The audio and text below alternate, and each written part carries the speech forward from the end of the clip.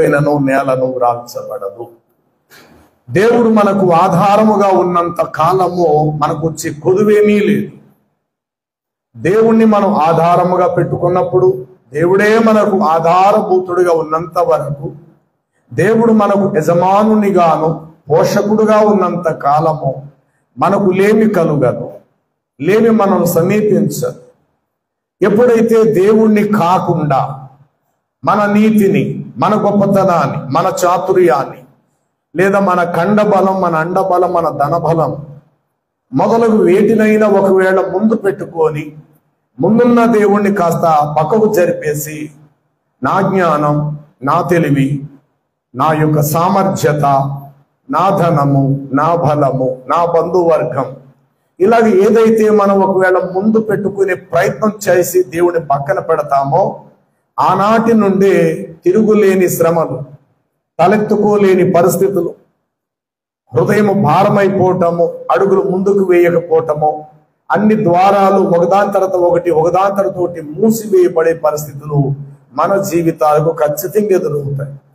ఎందుకంటే దేవుడు తెలియలేని పాత రోజుల్లో దేవుడు కనికరించి ఆయన తెలుసుకోలేదు కాబట్టి ఆనాటి కాలంలో దేవుడే తగిన సహాయాన్ని అందిస్తూ అందిస్తూ అందిస్తూ మనం మంచివారమైనా పోని మనం చెడ్డవారమే అయినా దేవుడు మనల్ని విడిచిపెట్టేలా మరణానికి అప్పగించను లేదు.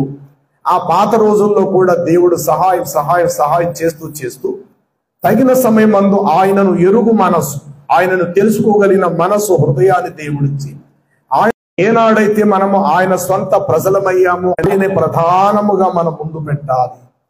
ఆయన అనుమతి లేనిది కాలైనను చెయ్యైనను ముందుకు పోనీయవద్దు. ఎందుకంటే దేవుని మీద ఆధారపడ్డాం కాబట్టి ప్రతి చిన్నదైనా పెద్దదైనా దేవునితో పంచుకోవటం, దేవునికే చెప్పుకోవటం, దేవుని యొద్ద నుండి ఆలోచన అడిగి తెలుసుకోవటం, దేవుని మనస్సును ఎరగటం, దేవుని చిత్తముపై ఆధారపడి జీవించటం ప్రతి క్రైస్తవుని బాధ్యత. అది వాక్యం చెప్పే సేవకుడైనా, వాక్యము వినే విశ్వాసులైనా తప్పనిసరిగా దేవుని మీద ఆధారపడటం చాలా ప్రాముఖ్యం. రెండవ మాట ఏం రాయబడినదంటే ఆ కీర్తనలో, ఇరుకునందుండి నాకు విశాలతను కలుగ చేసిన వాడవు నీవే. వినండి, స్థలము మనకు ఇరుకుగా ఉండొచ్చు, కానీ జీవితంలో మనం ఇరుకైపోవద్దు. ఇదే నేను అందించబోయే వర్తమాన విత్తనం. స్థలము మనకు ఇరుకుగా ఉండొచ్చు. పిల్లలు ఎదుగుతున్నారు, పెద్దవారు అవుతున్నారు. ఎప్పుడో మన పూర్వీకులు, మన తాత ముత్తాతలు మనకిచ్చిన చిన్న ఇల్లు, అందులోనే ఉంటున్నాం. గదులు చిన్నవి, కానీ పిల్లలు పెద్దవారు అవుతున్నారు. కాబట్టి స్థలము మనకు ఇరుకుగా ఉండొచ్చు, తప్పు లేదు. ఇరుకుగా ఉంది కాబట్టి అడ్జస్ట్ అవ్వచ్చు, లేదా మరొక స్థలం మనం కొనుక్కోవచ్చు, అందులో మన నివాస గృహాన్ని కట్టుకోవచ్చు. స్థలము ఇరుకుగా ఉన్నా పర్వాలేదు, కానీ జీవితములో మనము ఇరుకుగా మార్చుకోవద్దు. జీవితము ఇరుకుగా మార్చుకుంటే బ్రతుకు కాలం అంతా విసుగుతోటే మన జీవితాన్ని సాగిస్తాము. అది ఎంత ఖరీదైనా, ఎంత విలువైందైనా దాని మీద చూడబుద్దు కాదు, దానిని ఆస్వాదించడానికి ఇష్టపడం. కారణం ఎక్కడో మన జీవితంలో ఒక చోట ఇరుకైపోయాం. బ్రతుకులో మనం ఇరుకైపోయాం, జీవితంలో మనం ఇరుకైపోయాం. తద్వారా మన ఎదుటి ఎంత విలువైందైనా అది మనకు విలువగా మనం గుర్తించము. ప్రేమించే వారిని కూడా ద్వేషంగానే మనం చూస్తాము. మనకు పెట్టబడింది విలువైందైనా దాన్ని పక్కకు పడేస్తాము. కారణం జీవితంలో ఎక్కడో మొత్తం మీద మనము ఇరుకున పడ్డాము.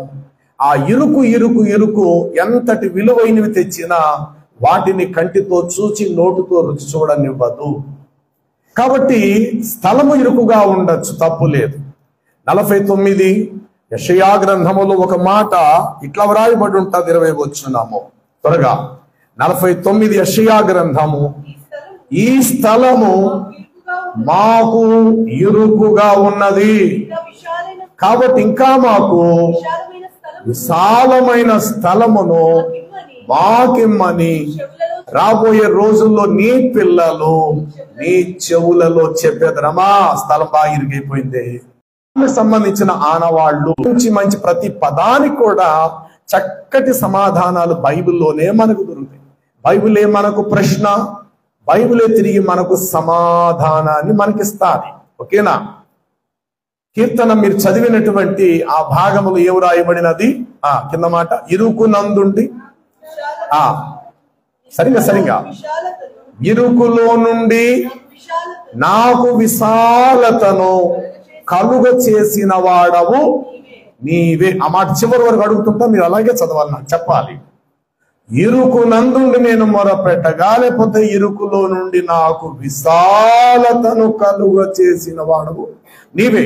అవును, అందరి జీవితాలు ఒకప్పుడు ఇరుకే ఇరుకే ఇరుకే.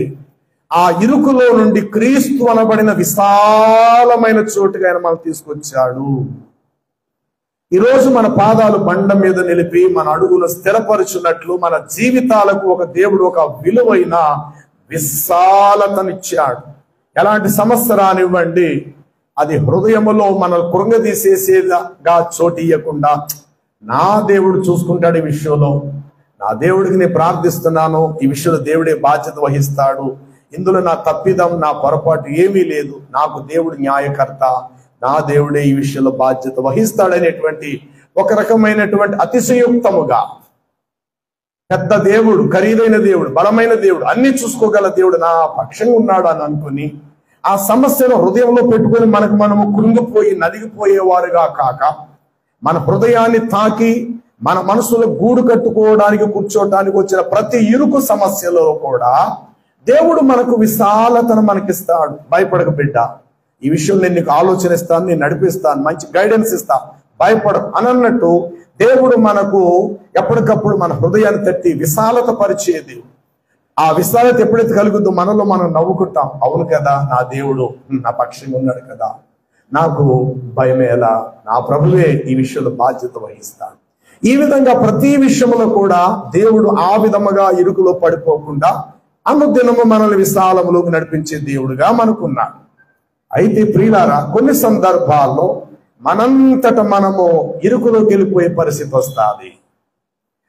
మనముగా చేతులారా మన సొంత ఆలోచన కావచ్చు, సొంత తలంపులు కావచ్చు, మన మనసులో పుట్టిన ఉద్దేశాలే కావచ్చు గాక, మనంతట మన స్థాయికు మించిపోయి చేసిన పనులు బట్టో కార్యాలను బట్టో మనం ఇరుకులోకి వెళ్ళిపోయే పరిస్థితి వస్తుంది. ఆ ఇరుకు ఎప్పటికీ విశాలముగా మారదు. ఆ ఇరుకు ఇంకా ఇరుకు ఇంకా ఇరుకు ఇంకా ఇరుకు ఇంకా ఇరుకుగా. ఏమంటే అప్పుడప్పుడు కొన్ని సందర్భాల్లో వార్తల్లో చూస్తాం, కొన్ని ప్రాముఖ్యమైన పుణ్యక్షేత్రాలు కలవు, అక్కడ భక్తులు దర్శించటానికి వెళుతుంటారు. చాలా మంది విచిత్రమైనటువంటి సంఘటనలో ప్రవేశించటానికి అందరూ ఇష్టపడుతుంటారు. అదేంటంటే, 2 రాళ్ళు లేదా పైన ఒక రాయి కింద కొంచెం గ్యాప్ లేదా 2 బండలను అడ్డుగా ఉంటాయి. అందులోంచి దూరి యువతలకు వస్తే వాడికి మోక్షం దొరుకుతుంది అంటే అందులో దూరి ఇరుకులో చచ్చిపోయిన చాలా మంది ఉన్నారు. మరి మీరు ఎంతమంది చూసారో ఈ సందర్భాలు? భక్తి పేరుట ఎక్కడికో వెళ్ళటం, యువతల నుండి అవతలకు దేగుకుంటూ రావటం, సన్నగా ఉంటుంది, అందులోంచి అలా జరుగుతూ జరుగుతూ జరుగుతూ ఊపిరాడక గుండె ఆగిపోయి చచ్చిపోయినోళ్ళు అనేకులు కలరు. అంటే నీకే భక్తి ఉందా? అంటే నువ్వే మోక్షానికి వెళ్ళిపోవాలా? అలా చేసేస్తేనేనా భగవంతుడు నీకు మోక్షాన్ని ఇచ్చేసేది? అలా చేసేస్తేనా? పైన ఒక రాయ కింద ఒక రాయ మధ్యలోంచి అలా దూరితే ఎదర చేతులు బట్టి లావటం, కొంతమంది ఊపిరాడక చచ్చిపోయిన వాళ్ళు అనేకులు కలరు. విషాద వార్త, భక్తులు ప్రవేశములో ఆ ఇరుకును పడి చనిపోయారు. కొంతమంది లైన్ లో పెడతారు, ఆ లైన్ ఖాళీ కాదు. అప్పుడప్పుడు వార్తలు వింటాం, శ్రీవారి దర్శనానికి 4 గంటల ఆలస్యం కావస్తుంది, 6 గంటల ఆలస్యం. మీరు 6 గంటల వారికి మూత్రం వచ్చినా మరొకటి వచ్చినా అక్కడే నిలబడాలంతే. అంటే ఎంత ఇరుకు చేసుకుంటున్నారు మీరు? అక్కడే ఉండాల, ఆ లైన్ కదలడానికి వీల్లేదు. అది ఈరోజు మధ్యాహ్నం లైన్లో నిలబడితే రేపు సాయంత్రానికి దర్శనము జరుగుతుంది. అంతవరకు వారు ఎంత ఇరుకు, అక్కడ దాహం వేస్తుంది. స్త్రీలు ఉంటారు, పురుషులు ఉంటారు, మూత్ర విసర్జనకు వెళ్ళాలి, మల విసర్జన కడుపు నొప్పి రావచ్చు, కదలటానికి వీలు లేదు, బిగబెట్టుకోవాలా. అంత ఇరుకు స్వతాతంగా చేతులారా చేసుకోవాల్సిన అంత అగాధ్యం ఉన్నదా? మన మక్కా ప్రాంతంలో బక్రీద్ పండుగ పేరు చెప్పేసి ఇప్పుడే కాదు, ప్రతిసారి కూడా ఎంతో ఇరుకు, ఆ రౌండ్గా సర్కిల్ తిరుగుతూ తిరుగుతూ తిరుగుతూ కొంతమంది ఊపిరాడక అక్కడక్కడ చనిపోతారు. అంటే ఇవన్నీ భౌతికంగా భక్తి పేరుతో వాళ్ళంతట వాళ్ళు ఇరుకును చేసుకునే సందర్భాలు బయట ప్రపంచంలో మనం చూస్తున్నాం. అవి కూడా మతానికి సంబంధించిన ఆచారాల వల్ల వారు ఇరుకుల్లోకి వెళ్ళిపోతున్నారు. ఇది వారి విషయం, లేక వారి యొక్క ఇష్టం. మరి క్రైస్తవ జీవితంలో కూడా ఇలాంటి ఇరుకులోకి వెళ్ళిపోయిన సందర్భాలు ఏమైనా ఉన్నవా? అవునా అంటే 100% అవును అని చెప్పాలి. ఎప్పుడు మన జీవితం ఇరుకైపోతుంది? మరలా చెప్తాను, స్థలం ఇరుకుగా ఉన్న పర్లా, కాస్త చెట్టు కింద మంచం వేసి పడుకోవచ్చు, బయట రేగుల షెడ్లో పడుకోవచ్చు, లేదా రోడ్డు మీద మంచం వేసి పడుకోవచ్చు, నీకు తప్పేమి లేదు. కానీ జీవితంలో ఇరుకైతే నీ ముందు ఎంత ఖరీదైంది విలువైంది వచ్చినది నీవు ఆస్వాదించలేవు. జీవితంలో ఎలా ఇరుకైపోతాదో ఒకసారి చూడండి. సమూయేలు మొదటి గ్రంథం ఆ వచనం మీదే మీరు దృష్టి పెడతా, వినడానికి ప్రయత్నము చేయండి. 13వ అధ్యాయం 1 సమూయేలు గ్రంథము 13వ అధ్యాయము 6వ వచనం. అంతటా ఇశ్రాయేలీలు దిగులు పడుచు వచ్చి తాము ఇరుకులో ఉన్నట్లు తెలుసుకొని గుహలలోనూ పొదలలోనూ మెట్టలలోనూ ఉన్నత స్థలములలోనూ దాచబడిన కూపములలోనూ వారు ప్రాణరక్షణ కొరకై వారు దాగుకొనిరి. కొందరైతే ఇశ్రాయేలీలు అనగా హెబ్రీలు యోర్దాను నది దాటిపోయి గాదు దేశానికి గిలాదు దేశానికి వెళ్ళిపోయిరి. గాని సౌలు మాత్రం ఇంకా గిల్గాలలోనే నిలిచి ఉండెను. చాలు, నా వైపు చూడాలి, కిందకు చూడద్దు. ఏమర్థమైంది మీకు? నెంబర్ 1, ఇశ్రాయేలీలందరూ కూడి వచ్చి ఒక మాట, అందరి నోటంటే మాట వినబడింది. అయ్యా అయ్యా అయ్యా అయ్యా, మేమందరము ఇరుకులో పడి ఉన్నాము. అంతటి ఇశ్రాయేలీలు దిగులు పడుచు వచ్చి చెప్పాలి, తాము ఇరుకులో ఉన్నట్లు తెలుసుకొని. ఎక్కడ ఉన్నట్లు? ఎందుకు జరిగింది ఇరుకు? ఇది ఎలాంటి ఇరుకు? ఇది వారు ఎందుకు ఇరుకులోకి వెళ్ళిపోయారు? ఎక్కడో ఒకప్పుడు ఇరుకులో ఉన్న వారిని దేవుడు ఎక్కడ తీసుకొచ్చాడు? పాలు తేనెలు ప్రవహించు విశాలమైన దేశానికి తీసుకొచ్చాడే ప్రభు. అంతకుముందు వాళ్ళ పరిస్థితి ఏంటో తెలుసా? చూడండి, రాజుల మొదటి గ్రంథము 8వ అధ్యాయం 51. త్వరగా చదవాలి. రాజుల మొదటి గ్రంథం 8వ అధ్యాయం. వారు ఐగుప్తు దేశములో నుండి ఎక్కడి నుంచి ఇనుప కొలిమిలో నుండి. ఇప్పుడు ఇనుప కొలిమి అనేది ఇరుకా విశాలమా? నా వైపు చూడండి, మీరు తీసేరు కానీ బైబిళ్ళు జాగ్రత్త, వెంట టక్మని తీయాలా, స్పీడ్గా ఉండాలా, మీరు వెంటనే చదివి నా ఒకే చూడాలి. ఏమంటే ఇనుప కొలిమి అనేది హాయిగా ఏసీ గదిలో కూర్చున్నట్టు ఉంటుందండి. ఇనుప కొలిమి ఎలాంటి వస్తువునైనా నీరుగా మార్చేస్తుంది. అది ఒక బంగారం అయినా, అది ఇత్తడైనా, రాగి అయినా, ఇనుమైనా, ఇంకోటైనా కొలిమిలో ఉన్న గుణం ఏమిటి? కొలిమి ఏం చేస్తాది అనంటే, నువ్వు తగరమే వేయి, అందులో ఇంకో లోహాలే వేయి, అది చెత్త అయితే, కాగితాలు వస్త్రాలు అయితే బూడిద చేసేస్తాయి. అది ఘన పదార్థము లాంటిదైతే గనుక ఒక నీరులాగా ఉంటుంది. అప్పుడప్పుడు సీసపు బిళ్ళలు, ఏమంటే అల్యూమినియం కరిగిస్తారు, వాటిని బిళ్ళలు పోస్తారు, వాటితో కొన్ని డబరాగిన్లో వస్తువులను తయారు చేస్తారు. అది తర్వాత జరుగుతుంది. కాబట్టి కొలిమి అనేటువంటి దానిలో ఎక్కడ విశాలత లేదు, అది కేవలము ఇరుకే. ఒకప్పుడు ఇశ్రాయేలు ఎక్కడున్నారట? ఆ ఇనుప కొలిమిలో అని వ్రాయబడినది. అంటే అలాంటి ఇనుప కొలిమిలో నుండి దేవుడు వీరిని ఎక్కడ దాకా తీసుకొచ్చాడు అని అంటే, వాగ్దాన దేశం, మీ కొరకు కట్టబడిన ఇండ్లు, రెండోది మీ కొరకు త్రవ్వబడిన పాలును తేనెయు ప్రవహించు దేశం అనబడిన విశాలమైన చోటుకి తీసుకొచ్చాడు. అంతవరకు బాగానే ఉంది. మరి ఇక్కడ ఇశ్రాయేలీలు దిగులు పడుచు కృంగిపోయి నిరాశతో వచ్చి, అయ్యా అయ్యా అయ్యా, మేము చాలా ఇరుకులో పడిపోయాం అన్న పదాన్ని ఎందుకు వాడారు? ఎలాగ వీరు ఇరుకును తెచ్చుకున్నారు? దేవుడు వీరిని ఇరుకులో ఉంచాడా? నో. 4వ కీర్తన ఆ వచనం ప్రకారముగా ఇరుకు స్థలములో నుండి, నేను చెప్తానని మళ్ళీ ఆ వచనం మీరు అలా గుర్తెట్టుకోవాలా. ఇరుకులో నీవు నాకు విశాలతను కలుగజేసిన వాడవు నీవే. అంటే ఇశ్రాయేలీలు ఇరుకులో ఉండగా అలాంటి ఇనుప కొలిమి యొక్క ఇరుకులో నుండి దేవుడు ఎక్కడ తీసుకొచ్చేటట వీరిని? విశాలమైన. ఇప్పుడు చూద్దాం ఇశ్రాయేలీలు ఎందుకు ఇరుకులోకి వెళ్ళారు, ఇశ్రాయేలు ఏ కారణం చేత ఇరుకులోకి వెళ్ళారు. నేటి క్రైస్తవ సంఘాలు, నేటి క్రైస్తవ సమాజము కూడా చేతులారా ఇదే పనులు చేస్తూ తమంతట తాము ఇరుకులోకి వెళ్ళిపోయి నలిగిపోతున్న వాడు చాలా మంది ఉన్నారు. నిజంగా ప్రభువులోకి వచ్చావు, రక్షణ పొందావు, దేవుని సంకల్పములను అడుగులు వేస్తున్నవాడి నీ ప్రాణం చాలా ప్రశాంతంగా ఉండాలి.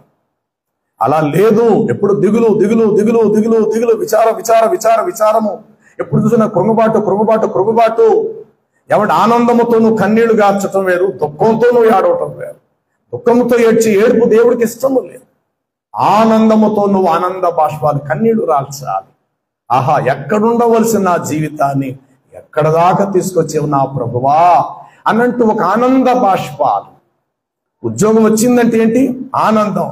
ఆ పిల్లవాడు ఏడ్చుకుంటూ కళ్ళంట తుడుచుకుని అమ్మా చూడే నాకు ఉద్యోగం వచ్చిందమ్మా, ఆ మాట వినడంతో తల్లి చేతులైన వస్తువులు వెంటనే పక్కన పెట్టేసి ఆ కొడుకును ముద్దాడుతూ పైటి చెంగుతో కళ్ళు తుడుచుకుంటారు. దాన్ని ఏమందా? ఏడుస్తూ దుఃఖంతో బాధపడుతున్న కన్నీళ్ళండి అవి కాదే. అవి ఎలాంటి కన్నీళ్ళు అంటే ఆనంద బాష్పాలు. పాపము విషయంలో పశ్చాత్తాపం మనకు అవసరం. అది ప్రారంభ రోజుల్లో అయ్యో నేను పాపినే, అయ్యో నా కొరకు సిలువలో చనిపోయాడే, ఆ పశ్చాత్తాపం తొలిటి దినాలలో కన్నీళ్లు కార్చి పశ్చాత్తాపడటం, కన్నీళ్లు ప్రభు పాదాలు కడటం న్యాయబద్ధం. ఇక ఆ తర్వాత నుండి నీ కన్నులంట వచ్చేటువంటి కన్నీళ్లు నీ పాపాన్ని బట్టి రాకూడదు, ఆనందాన్ని బట్టి రావాలి, అతిశయము బట్టి. అయ్యో నా బ్రతుకు నాశనం అయిపోయింది భగవంతుడా, ఎలాంటి మాటలు క్రీస్తులోకి వచ్చిన తర్వాత అనకూడదు. అలాంటి వాటికి నువ్వైనా నేనైనా తావివ్వకూడదు. అలా ఇస్తున్నాము, అలాంటి పరిస్థితులు ఎదురవుతున్నాయి అనంటే ఆనాడు ఇశ్రాయేలీలు ఏ కారణము చేత ఇరుకులో నెట్టివేయబడ్డారో నేటి క్రైస్తవ సమాజం, విశ్వాసులు అనబడిన వారు మరి ఎన్ని సంవత్సరాల నుండి సీనియర్టీ ఉన్నప్పటికీ బైబిల్ అనార్గలు చదువుతున్నా, ఎంతో ప్రార్థనలు దీర్ఘ ప్రార్థనలు చేస్తున్నప్పటికీ కొందరు జీవితాలు ఇరుకులోకి వెళ్ళిపోవటానికి కారణం ఏంటో మనం గుర్తించాలి.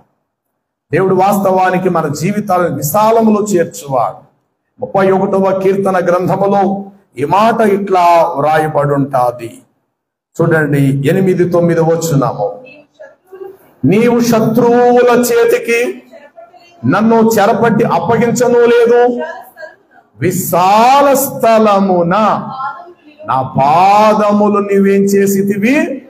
నిలవబెట్టితివి. శత్రువులకు, సమస్యలకు నన్ను గురి చేయలేదు, నన్ను అన్యాయంగా వదిలేలేదు, చేదాటిపోలేదు, నాశనం అయిపోరా అని చెప్పేసి నన్ను విడిచిపెట్టేయలేదు. శత్రువుల చేతికి నీవు నన్ను ఏం చేయలేదు, అప్పగించలేదు. నా పాదములు నువ్వు ఎక్కడ తీసుకొచ్చేవంటే దేవా, విశాలమైన చోటికి. మరి ఎందుకు ఇశ్రాయేలు దేవుడు విశాలమైన చోటికి తెస్తే ఎందుకు వారు ఇరుకులోకి వెళ్ళారు? రండి, అందులో 2-3 అధ్యాయాలు చూపిస్తా. 8వ అధ్యాయం సమూయేలు మొదటి గ్రంథం, సమూయేలు మొదటి గ్రంథము 8వ అధ్యాయము 4వ వచనం చదువు. ఇశ్రాయేలు పెద్దలందరూ కూడి వచ్చి రామా అనే పురములో ఉన్న దైవజనుడైన సమూయేలు యొద్దకు వచ్చి, అయ్యా సమూయేలు, దయచేసి చిత్తగించుము, నువ్వు చూస్తే వయసులో పెద్దవాడవు, అనగా వృద్ధుడు అయిపోతివి. ఇక నీకు పుట్టిన నీ కుమారులు అచ్చము నీ ప్రవర్తన వంటి ప్రవర్తన గలవారుగా లేరు గనుక సకల జనుల మర్యాద చప్పున, ఇటట సకల జనుల మర్యాద చప్పున ఒక రాజును మాకు నియమించు, అప్పుడు అతడు మాకు న్యాయము తీర్చునని అతనితో అనిరి. అయితే మాకు న్యాయము తీర్చుటకై రాజుగా నియమింపుము అని ఇశ్రాయేలీలు అనిన మాట సమూయేలు దృష్టికి ప్రతికూలముగా ఉండెను. కాబట్టి సమూయేలు యెహోవాను ప్రార్థించి, అయ్యా ఏంటయ్యా ఎప్పుడు అనలేని మాట అన్నారు, ఏమని? అందుకు యెహోవా సమూయేలుతో సెలవిచ్చినదేమనగా, చూడు సమూయేలు, జనులు నీతో చెప్పిన మాట ప్రకారంగా చేసే వాళ్ళు ఇష్టపడినట్టుగా చేసేయి. అయితే వారు నిన్ను విసర్జించలేదు, కానీ తమను ఏలకుండా చేతులారా నన్నే వారు విసర్జించి ఉన్నారు. వారు నన్ను విసర్జించి ఇతర దేవతలను పూజించి నేను ఐగుప్తులో నుండి వారిని రప్పించిన నాటి నుండి నేటి వరకు తమ ఎడల నేను చేయుచూ వచ్చిన కార్యములన్నిటి ప్రకారము వారు నీ ఎడల జరిగించుచున్నారు. వారు చెప్పిన మాట అంగీకరించే. అయితే వారిని ఏలబోవు రాజు ఎలాంటి వాడు కావాలనేది నీవే సాక్షివై దృఢముగా వాళ్ళకే తిరిగి రిటర్న్ నువ్వు చెప్పాలి. ఏమర్థమైంది? ఏమర్థమైంది మీకు ఈ మాటల్లో? ఆల్రెడీ దేవుడు ఇశ్రాయేలును ఐగుప్తు దేశము నుండి కానాను దేశాన్ని, పాలు తేనె దేశం తెచ్చాడు. ఈ మాట చెప్పే గడియ వరకు ఇశ్రాయేలీలకు ఒక రాజు అంటూ లేడు లేడు లేడు. మిగతా దేశాలకు రాజులు, చక్రవర్తులు, మంత్రులు, ప్రధానులు ఉన్నారు. ఇజ్రాయెల్కి ఒక్క రాజు అంతవరకు లేడు లేడు లేడు. ఎవరు చూసినా మిగతావాడు మా రాజు చాలా గొప్పవాడు, మా రాజు చాలా గొప్పవాడు, మా రాజు కింగ్, మా రాజు గొప్పవాడు, మా రాజు గొప్ప, మా రాజు గొప్ప అని అందరూ చెప్పుకుంటున్నారు. ఈ ఇశ్రాయెల్కి అనిపించింది ఏంటి, అందరికి రాజులు ఉన్నారు, పక్కనున్న చిన్న పల్లెటూరు కూడా రాజు ఉన్నాడట, ఈ పక్కనున్న దేశానికి రాజు ఉన్నాడట, ఆ పక్క దేశానికి ఉన్నవాడికి రాజు ఉన్నాడట, వెనకాతలున్న దేశానికి కూడా రాజు ఉన్నాడట. ఇంతకీ రాజు లేనిదల్లా ఎవరంటే మనమే. రాజు లేనిదల్లా ఎవరట? మనమే. ఒక పని చేద్దాం. మనకు వాక్యం చెప్తున్న దైవజనుడు సమూయేలు ఉన్నాడు కదా, ప్రవక్త. ఆయన దగ్గర మనందరూ కట్టగట్టుకొని వెళ్ళి ఇలా అడుగుదాం, చూడబాయ్ సమూయేలు, నువ్వు వయసులో పెద్దోడు అయిపోయావు, ఇది వరకు ఉన్నంత బలం నీ దగ్గర కనబడతా లేదు, నువ్వు తీర్చే తీర్పు కూడా మాకు అంతగా నచ్చట్లేదు, ఇక చూస్తే నీ పిల్లల నీకులాగా న్యాయంగా తీర్పు తీర్చేవారుగా మాకు కనబడతా లేదు, నీ ప్రవర్తన వంటి ప్రవర్తన గలవారిగా నీ పిల్లలు కూడా మా ఎదుట కనబడతా లేదు. ఓ పని చేయి, సకల జనుల మర్యాద చొప్పున మాకు ఒక రాజును నియమించు, అతడు మాకు న్యాయమో అన్యాయమో మేలో కీడో తీర్పు తీరుస్తాడు, మాకు శ్రమ కలిగినప్పుడల్లా రాజును ఆశ్రయిస్తాము, ఆ రాజు మాకు మధ్యవర్తి అయి మాకు న్యాయమును జరిగించగలుగుతాడు. కాబట్టి పని చేయి, ప్రార్థన చేసి ఎవరిని నియమిస్తావో కానీ మొత్తం మీద రాజుని మాకు నియమించే రేపటికల్లా అని ప్రజలు వచ్చి దైవజనుడైన సమూయేలు. ఆ మాట సమూయేలు దృష్టికి ఎలా ఉన్నదట? ప్రతికూలం, అనుకూలంగా లేదు. ఇదేంట్రా వీళ్ళకేం పోయే కాలం రా, అరే ఇప్పటి వరకు ఏ కొదువు లేకుండా బాగానే ఉన్నారు కదా, ఇంతలో ఏమొచ్చింది వీళ్ళకి? ఓహో, ఇతరులను చూశారు వీళ్ళు. వాళ్ళకి రాజులు ఉండటం, వీళ్ళకే రాజులు ఉండటం, వీళ్ళకే రాజులు, అందరికి రాజులు రాజులు రాజులు రాజులు ఉండటం వీళ్ళు చూసి ఆ సకల జనుల మర్యాద చెప్పున మాకు కూడా ఎవరు కావాలి? ఒక రాజు కావాలని కోరుతున్నాడు. చచ్చా, ఇది మంచి పద్ధతి కాదు ఈ దుర్మార్గులకు. ప్రభువా ఏంటి నాయన, ఉదయాన్నే వచ్చేసి వీళ్ళు నన్ను ఆ రాజు కావాలని కోరుకుంటున్నారు, ఏం చేయమంటావు నాదా అని సమూయేలు యెహోవాకు మొరపెట్టగా అంతటి యెహోవా సమూయేలుతో ఇట్లా, సమూయేలు వారు నిన్ను విసర్జించాల, నువ్వెందుకు తల ఉంచుకొని బాధపడతావు? నిన్నేం వద్దనలేదు కదా వాళ్ళు, నువ్వు న్యాయాధిపతిగా మాకుండగా సమూయేలు బయటకు పోవాలని నిన్నలేదు. తమను ఏలకుండునట్లు వారు నన్ను విసర్జించారు, నీకెందుకు బాధ? నిన్నేనా చీ అన్నారా, చా అన్నారా? దేవుడును సృష్టికర్తదైన నన్ను వద్దనుకుంటున్నారు. వారు నిన్నే త్రోసేయలేదు, నువ్వు ఉన్నావు బాగానే, వారందరూ ఉన్న ఇంటి దగ్గరకు వచ్చి నిన్ను అడిగారు, వారు నిన్ను విసర్జించలేదు, కానీ వారిని ఏలకుండునట్లు వారు నన్నే విసర్జించారు. కాబట్టి వారు చెప్పినట్లుగా చేసే. అడుగు, మీ రాజు ఎలాగా ఉంటే బాగుంటుందని మీరు అనుకుంటారు, అతడు ఎంత బరువు ఉండాలనుకుంటున్నారు, అతడు ఎలాంటి వాడుగా ఉంటే మీకు అనుకూలంగా ఉంటుంది, ఆ విషయం కూడా ఒకసారి వాళ్ళని అడిగే. అలా అడిగేసి వారు అనుకున్న పద్ధతి చొప్పున వారికి ఒక రాజును నియమించేసేసేయ్ అని దేవుడే తిరిగి సమూయేలుకు చెప్పినప్పుడు సమూయేలు కంట తడి పెట్టుకుని, ఇదేంటయ్యా, ఎక్కడ ఐగుప్తు ఇనపకులిమి, ఎక్కడ పాలు తేనెలు ప్రవహించి విశాల దేశాన్ని నువ్వే నడిపించేవు కదా, అంత పెద్ద సముద్రం అడ్డు వచ్చినప్పుడు ఏ రాజైనా దూరం చేశాడా? నువ్వే కదా వాళ్ళకి తోడున్నావు. అలాగే యోర్దాను నదిని ఏకరాశిగా చేసిన వాడు నువ్వే కదా. 40 సంవత్సరాలు బట్టమాయని ఇలా కాళ్ళ నొప్పులు రానివలా మన్నా ఇవ్వక నువ్వు మానలేదు, బండ నుండి నీళ్ళు ఇచ్చావే, ఇంతటి ఉపకారాలు నువ్వు చేస్తే నిన్ను విసర్జించటం ఏంటి స్వామి అని సమూయేలు దుఃఖముతో దేవుడికి మొరపెట్టి ఏడ్చాడు. దేవుడు అంటాడు, ఏడవక సమూయేలు, ఏడవక, వారు నిన్నేమీ దూరం చేసుకోలేదు, నన్ను దూరం చేసుకున్నారు. కాబట్టి వారు అనుకున్నట్టుగానే వారికి ఒక రాజును నియమించే, ఇక నేను చేతులు ముడుచుకొని పక్కనే ఉంటాను, నేను చూస్తాను తప్ప ఏ సహాయం ఈ రోజు నుండి వారికి దొరకదు. ఇప్పటి వరకు నేను చూడటమే కాదు, సహాయం కూడా నేను చేస్తూ వచ్చి తిని ఇక నుండి నేను చూస్తాను జరిగే పరిణామాలు.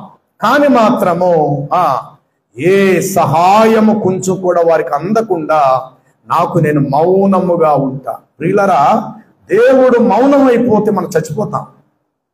దావీదు ఒక మాట అంటాడు, దేవా నువ్వు మౌనముగా ఉండకు, నువ్వు మౌనముగా ఉన్న ఎడల నేను గోతులోకి దిగిపోయిన వాని వలె అయిపోతాను ప్రభువా.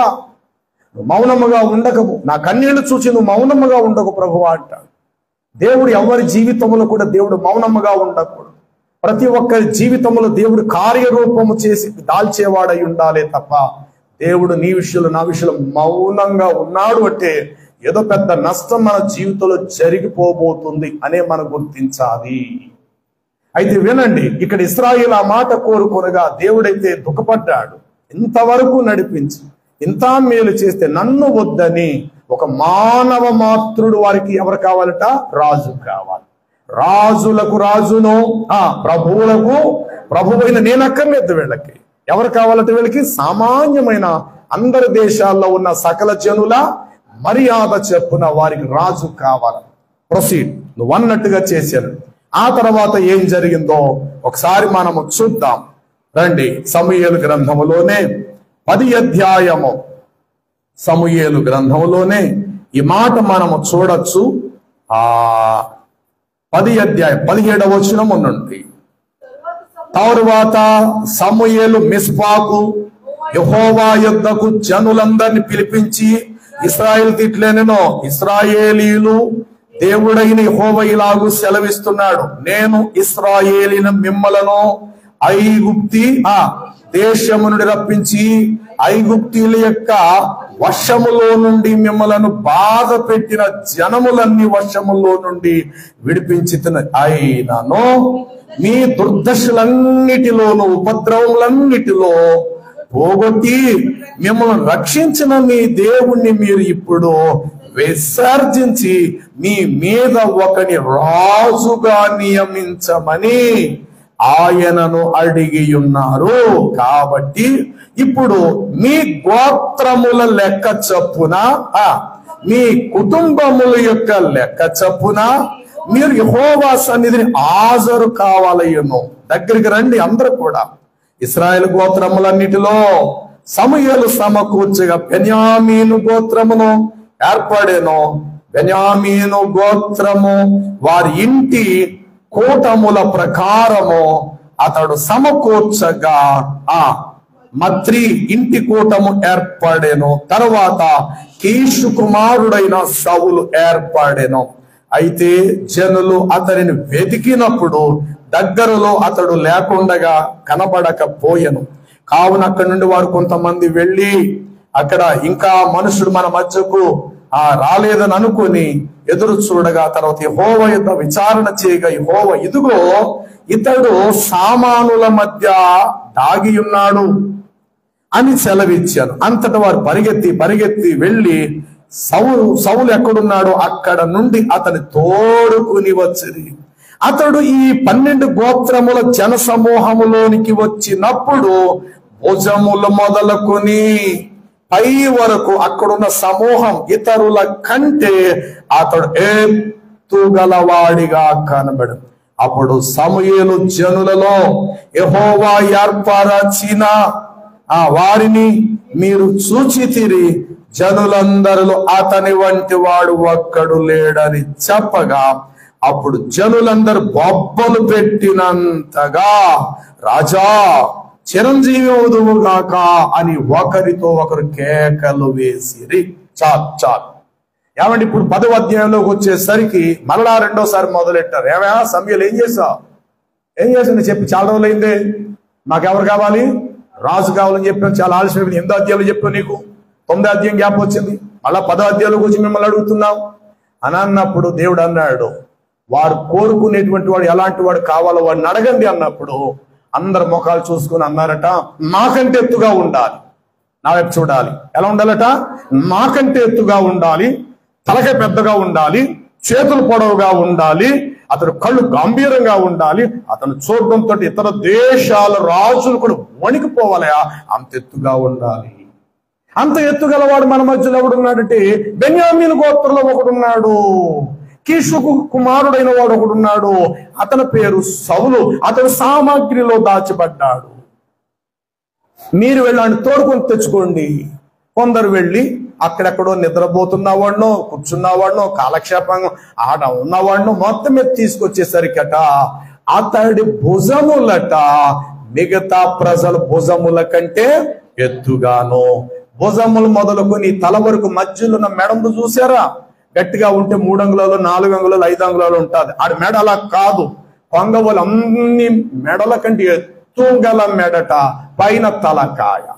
అతను చూడటంతో ఒకలాంటి గంభీరత్వం కలిగిన వాడుగా కనబడ్డాడు. సమూయేలు అంటాడు, చూడండి మీరు కోరుకున్న రాజు వీడు సరిపోతాడా మీకు అని అనేసరికి అందరూ చూసేసరికి తమ భుజాలు లెక్కలు పెట్టుకుంటే అందరికంటే ఎత్తుగా ఉన్నాడట.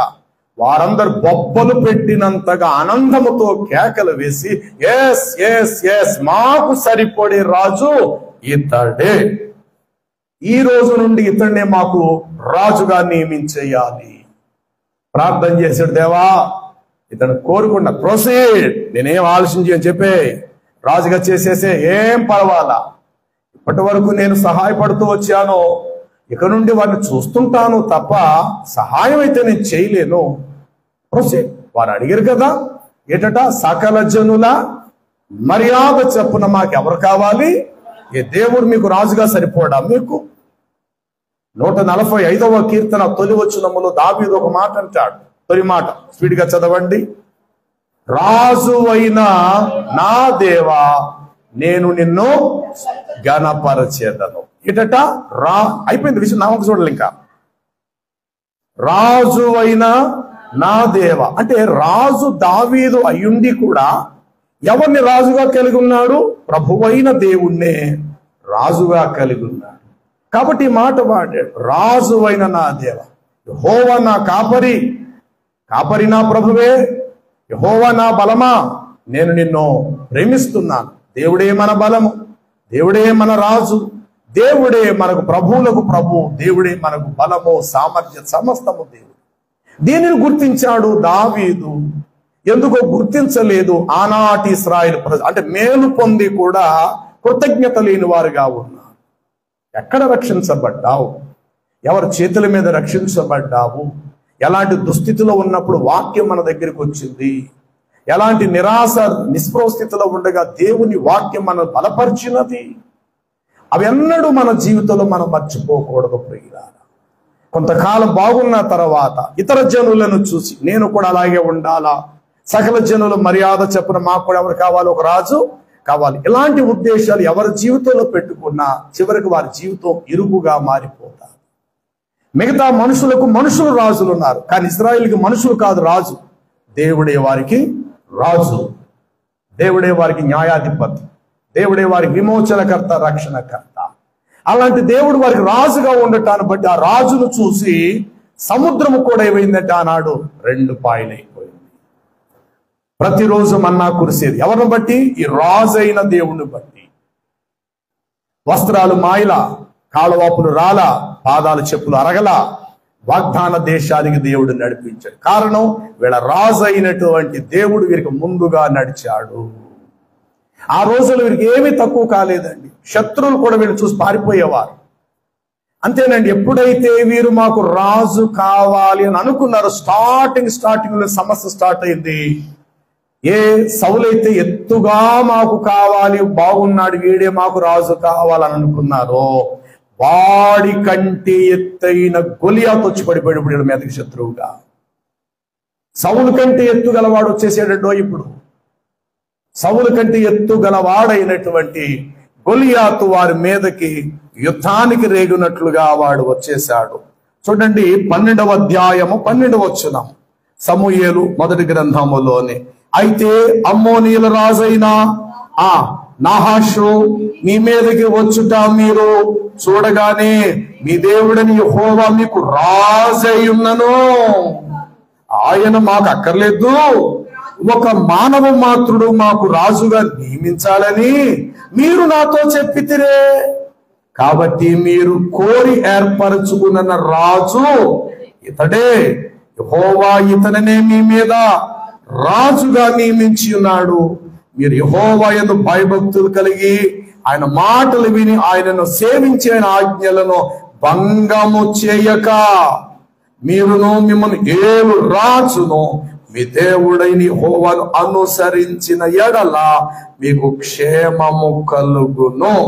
అయితే యెహోవా మాట వినక ఆయన ఆజ్ఞను భంగము చేసిన ఎడల యెహోవా హస్తం మీ పితరులకు విరోధముగా నుండినట్లుగానే ఇక మీదట మీకును కూడా విరోధముగా ఉండును. మీరు నిలిచి చూచుచుండగా యెహోవా జరిగించి గొప్ప కార్యము కనిపెట్టుడి. 19:20 కూడా చూద్దాం. ఇట్లనిరి రాజును నియమించమని మేము అడుగుట చేత. చూడండి ఏమంటున్నారట, రాజు మాకు కావాలి అని మేము అడుగుట చేత మా పాపములన్నిటికి మించిన కీడు మేము చేశామయ్యా.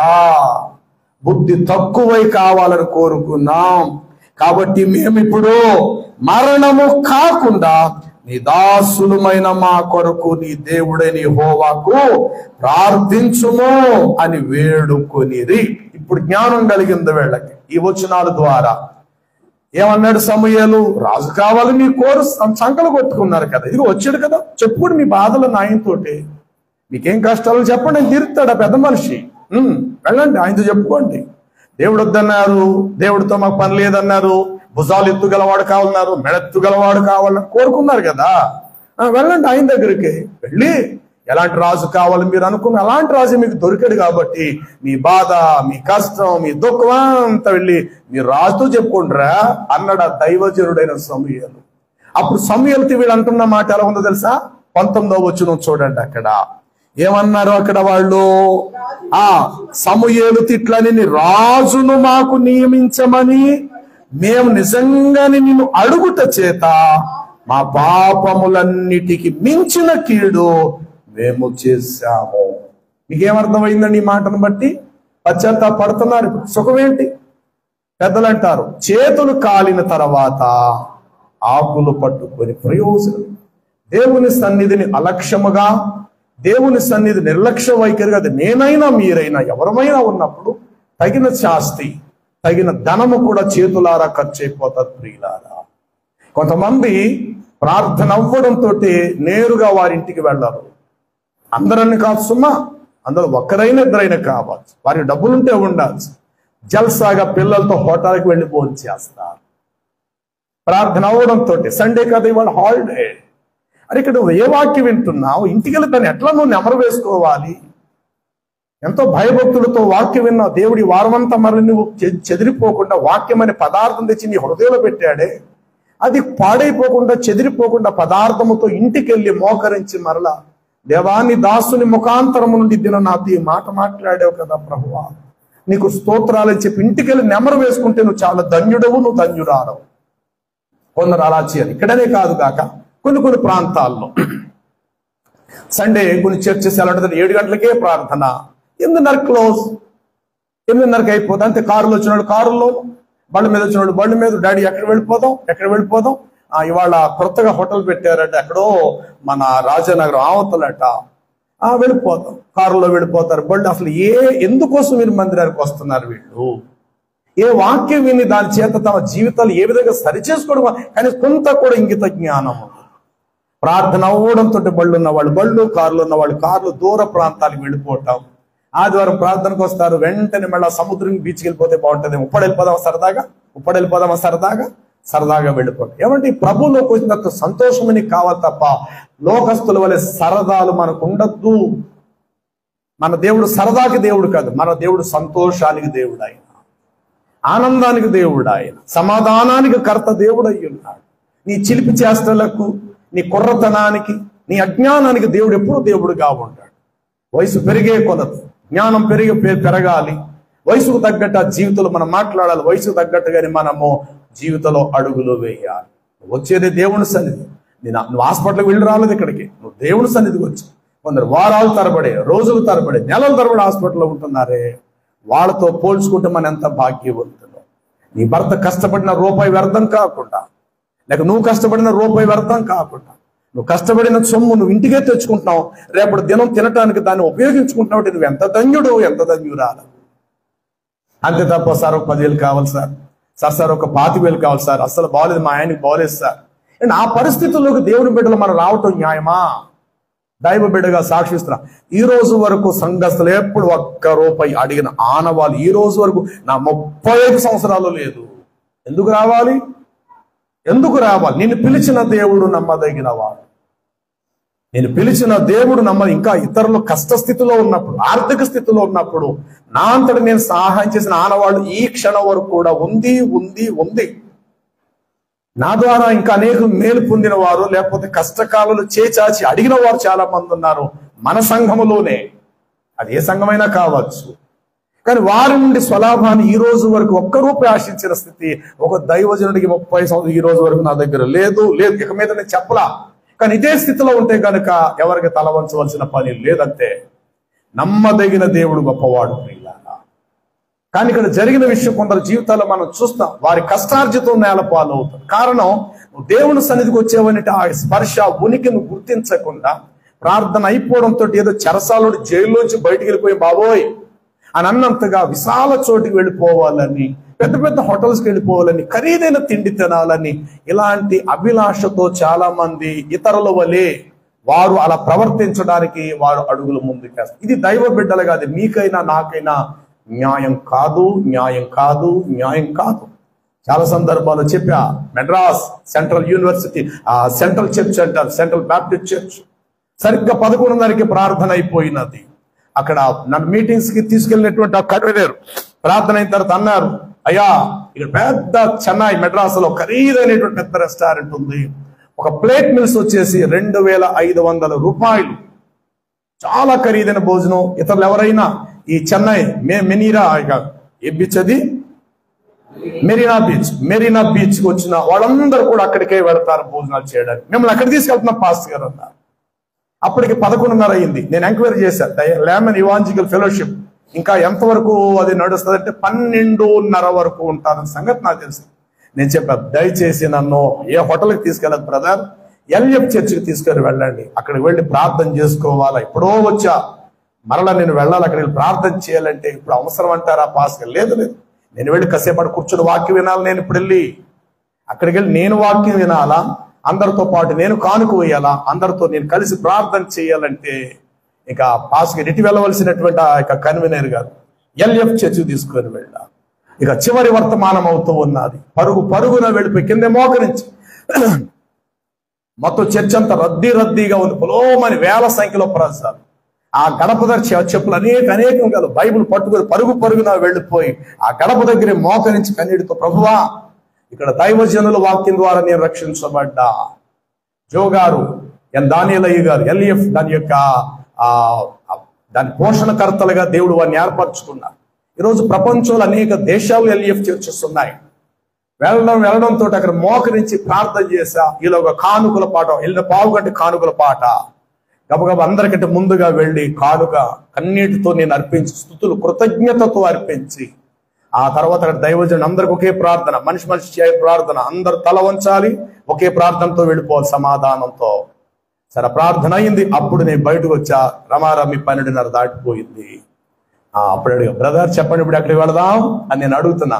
అదే బ్రదర్, ముందుగా వెళ్ళి ఆర్డర్ ఇస్తేనే కానీ 2 గంటల 1:30 కానీ చాలా లేట్ అవుతుంది మనకు ఆ యొక్క ప్లేస్ మనకు రావడానికి, ఆ భోజన బల్ల మనకి రావటానికి, కాబట్టి చాలా టైం పడుతుంది పాస్ గారు, కానీ మొత్తం మీద పెడదాం అన్నారు. ఇప్పుడు నేను నో, అక్కడ వెళ్ళొద్దు, మెరీనా బీచ్ దగ్గర 30 రూపాయల భోజనం, 30 రూపాయల ప్లేట్ మీల్స్ తో పెడతారు, 4 చక్రాల తోపుడు బండి మీద అక్కడ భోజనం పెడతారు. మెరీనా బీచ్లో ఉన్నది, ఆ ప్రక్కనే ఆ యొక్క పెద్ద హోటల్ అన్నది, అక్కడికి వద్దు, దానికి ఆపోజిట్ లో తీసుకెళ్ళండి. 30 రూపాయల భోజనంతో అడ్జస్ట్ అయిపోతాం.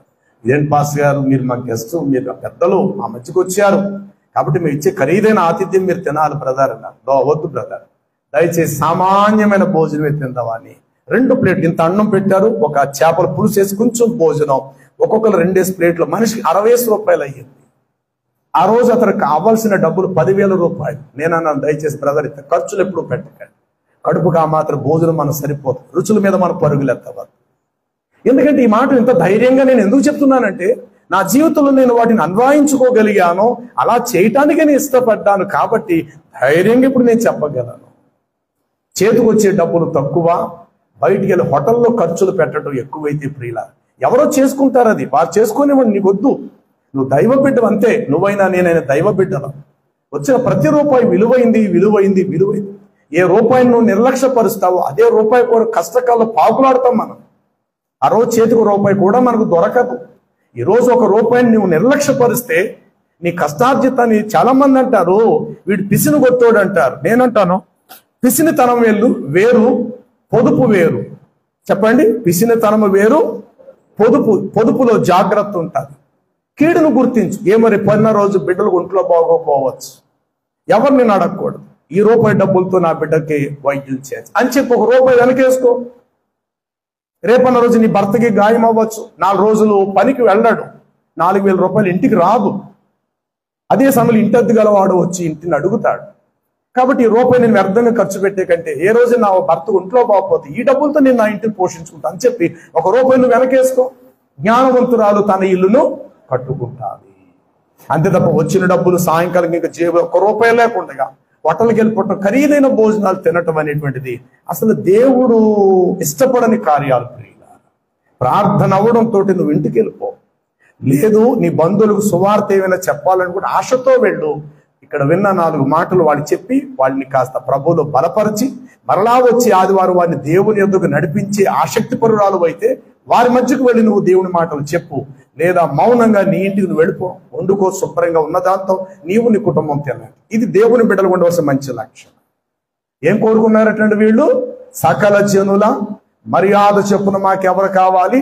ఒక రాజు కావాలి. ఏం పోయే కాలం వీళ్ళకి? దేవుడే వీళ్ళకి రాజుగా ఉన్నాడు కదా, అది సరిపోదా వీళ్ళకి? దేవుడే రారాజుగా ఉన్నాడే, ఆకాశం మన్నా ఇస్తున్నాడు, బండ నుండి నీళ్లు ఇచ్చాడు, కాళవాపులు లేవు, ఇంత సర్వ సమృద్ధి, శత్రువులను మీ మీదకి రాకుండానే దేవుడు వారిని దూరపరిచాడే. ఇన్ని ఉపకారాలు చేసిన దేవుడెక్కడా? పురుగు వంటి మానవుడు ఎక్కడా? అలాంటి మానవ మాతృడిని మాకేం కావాలని కోరుకున్నారట వీళ్ళు? రాజు కావాలి. దేవుడు మాకొద్దు రాజు, మేము చూడటంతో మాకు ఎదురుగుంట కనబడిపోవాలి సింహాసనం మీద. అందరికీ రాజులు అలాగైతే సింహాసనాలు కూర్చుంటున్నారో అలాగే మాకు కూడా ఒక రాజు కావాలి. ఆ మాటకు దైవజనుడు ఏడ్చాడు, దుఃఖపడి ఏడ్చాడట సమూయేలు. దేవుడు అన్నాడు, సమూయేలు వారు నిన్ను విసర్జించలేదు, నువ్వెందుకు తల ఉంచుకుని ఏడుస్తావు దుఃఖపడి పిచ్చోడా? తమను ఏలకుండునట్లు నన్నే విసర్జించారు వాడు. నీకేం బాధ? వదిలే. ఏ రోజు మళ్ళీ నీ దగ్గర రావాలో చేతులు కట్టుకుని వాళ్ళే వస్తారా బాబు. నువ్వేం భయపడక, అయ్యో దేవుని పక్కన పెట్టేసరి అని అనుకుంటున్నావా? లేదు, ఒకాన రోజు గుండెలు బాదుకుని పశ్చాత్తాప కూడా వస్తారు. ఆ రోజు చాలా దగ్గరలోనే ఉంటుంది. అప్పుడు కూడా నేను రాజుగా ఉండను, స్వల్ప సహాయం చేస్తానేమో, కానీ వారికి ఏమాత్రం నేను సహాయం చేయ. ఈ రోజు కూడా ఇశ్రాయేలుకి అదే పరిస్థితి జరుగుతుంది. ఒకానొక రోజు రారాజైన దేవుడు మేఘారుడై వచ్చినప్పుడే వీళ్ళ పరిపూర్ణత జరుగుతుంది భూమి మీద. ఇశ్రాయేల్ అంతవరకు ప్రతి దేశము శత్రు దేశం అయిపోతుంది ఇశ్రాయేలుకి, తిరుగులేదు. ఏదో వాళ్ళు ఇస్రాయేలులో ఉన్నారు మనం అనుకుంటే చాలా ఇరుకులో ఉన్నారు వారు.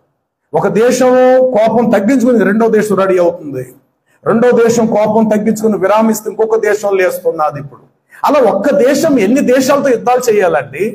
ఎంతమంది చచ్చిపోతారు? దాదాపు 85 నుండి 87 లక్షల ప్రజలు ఆఫ్టర్, అంటే 1 కోటి మంది కూడా లేరు. ఇజ్రాయెల్ దేశంలో ప్రజెంట్ ఈ రోజు 1 కోటి జనాభా లేరు. భారతదేశ లెక్కల ప్రకారం భారత కాశ్మీర్ మొదలు కన్యాకుమారి వరకు 148 కోట్ల ప్రజలు మనం ఉన్నాం ఇక్కడ. అంటే 148 కోట్ల ప్రజలు ఎక్కడ? ఆఫ్టర్ 89 లక్షల ప్రజలు ఎక్కడండి? అలాంటి చిన్న దేశం మీద ప్రతి దేశము దండెత్తుతుంది. ఏదో దేవుడు వారికి స్వల్ప సహాయం చేస్తున్నాడు. అటు శత్రువులు చస్తున్నారు, ఇటు ఇజ్రాయిల్ కూడా ఏమవుతున్నారట, చస్తున్నారు. ఆనాటి నుండి ఈనాటి వరకు కూడా ఇజ్రాయెల్కి రాజులు పుట్టుకుంటూ వచ్చారు. ఈరోజు ఇజ్రాయెల్ రాజు ఎవరు చెప్పండి? బెన్యామిన్ నెతన్యాహు. అతడే ఇజ్రాయెల్కి అధ్యక్షుడు. అమెరికా అధ్యక్షుడు డొనాల్డ్ ట్రంప్ ఎట్లాగైతే ఉంటూ ఉన్నాడో, రష్యా దేశాన్ని పుతిన్ అనబడినటువంటి వాడు ఎట్లా ఉన్నాడో, ఈ రోజు అమెరికా దేశానికి అతడు అధ్యక్షుడైతే ఇజ్రాయెల్ దేశానికి బెన్యామిన్ నెతన్యాహు అతడే రాజు. అతడు చెప్పిన శాసనమే జరగాలి భూమి మీద. ఒకరోజు రొమ్ము కొట్టుకొని ఏడ్చే రోజు వారికి వస్తాది. అప్పుడైన మేఘారుడై వచ్చును, ఆయనను పొడిచిన వారు కూడా ఆయనను చూచుదురు. ప్రతి ఒక్కరు రొమ్ము కొట్టుకుని ఏడ్చి పశ్చాత్తాపడతారు.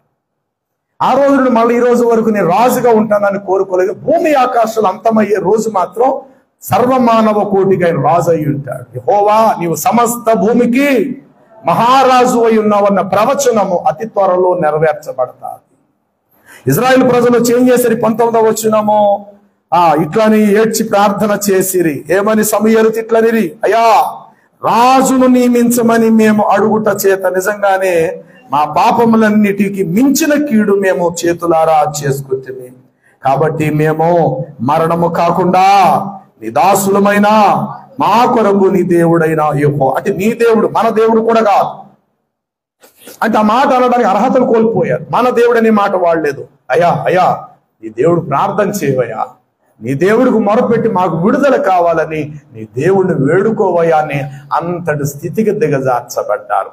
అలాగ చేసినటువంటి వారు ఇప్పుడు 13వ అధ్యాయము 6వ వచనానికి వచ్చేసరికి ఏం రాయబడింది తెలుసా? అంతటా ఇశ్రాయేలీలు దిగులు పడుచు వచ్చి అయ్యా మేము ఇరుకులో ఉన్నట్లు మేమిప్పుడు తెలుసు. ఇప్పుడు వచ్చిందండి పశ్చాత్తాపం ఉంది. ఇప్పుడు చెప్పండి, దేవుడు వీళ్ళని ఇరుకులో పెట్టాడా, వీళ్ళంతటా వీరు ఇరుకులోకి వెళ్ళారా? ఏమన్నా కొన్ని సందర్భాల్లో మన స్థాయి తక్కువ అంటే మన సంపాదన మించి అప్పులు చేస్తారు, చాలా పొరపాటు. లేదా గంజినీళ్ళు తిను, పస్తుండు, ఎవరిని రూపాయి ఆశించద్దు. ఆశించగా నీకు వచ్చే నెల రోజువారి జీతం తక్కువ, పోనీ నెలకొచ్చే జీతం ఆదాయం నీకు తక్కువ. ఎట్లా నీవు ఆ యొక్క ఎక్కువ స్థాయికి వెళ్ళిపోవటం? బజాజ్ ఫైనాన్స్ ఆ లోన్ అంటే ఆ లోను, ఈ లోన్ అంటే ఈ లోను, ఆ లోన్ లోను. ఏమంటే ఈ రోజు ఇవ్వటానికి చాలా బ్యాంకులు అన్ని రెడీగా ఉన్నాయి. కొందరు అంటారు మీ ఏ ప్రూఫ్స్ తో పని లేదు, జస్ట్ మీరు ఫోన్ కాల్ ఇవ్వండి, నెంబర్ చాలు, మీ డబ్బులు ఇచ్చేస్తా. జస్ట్ మీ ఆధార్ లింక్ మీరు చెప్పండి చాలు, మీకు 2 లక్షలు 3 లక్షలు ఇచ్చి మీ ముఖమే పాడేస్తా. ఏమండి కొందరు ఆటలు నేను ఒక అన్నపూర్ణంపేట వెళ్ళి వస్తుంటే ఆ సహోదరు ఏడుస్తూ ఉన్నారు. అయ్యా 6 లక్షల రూపాయలకి మేము ఈరోజు అప్పు అయిపోయా. నా భర్త స్నేహితులతో కలిసి మెల్లిమెల్లిగా గేమ్స్ ఆటలాట అలాగ ఆడి ఇక్కడ కంబాల్ చెరువు దగ్గర ఉల్లిపాయలు అమ్ముతాడు నా భర్త. కానీ ఈ రోజు పరిస్థితి ఏమైపోయిందంటే దాదాపు 7 లక్షల రూపాయలు అప్పు స్థితిలో ఉన్నామని ఆ సహోదరు నేను మధ్యాహ్నం ప్రార్థన అయిన తర్వాత ఒక చోటుకి పెడితే కంట తడి పెట్టుకొని ఏడ్చి బాధపడుతుంది. ఎందుకు ఎంత అయిందంటే, ఏమయ్యా ఏం చెప్తున్నాయా, వచ్చేది ఆదాయం తక్కువ, ఖర్చులు ఎక్కువైపోయినాయి, జలసాగా ఖర్చు పెట్టాడు. ఇలా చేయటం వల్ల చాలా ఆర్థికంగా మేము ఇప్పుడు ఇబ్బందికి మేము గురైపోతున్నాం. ఈనాడు ఎంతమంది అలాంటి పరిస్థితులు లేదు. ఇక్కడికి వస్తే నీకు ఏం జరుగుతుంది? వాక్యం చేత నువ్వు హెచ్చరించబడతాం.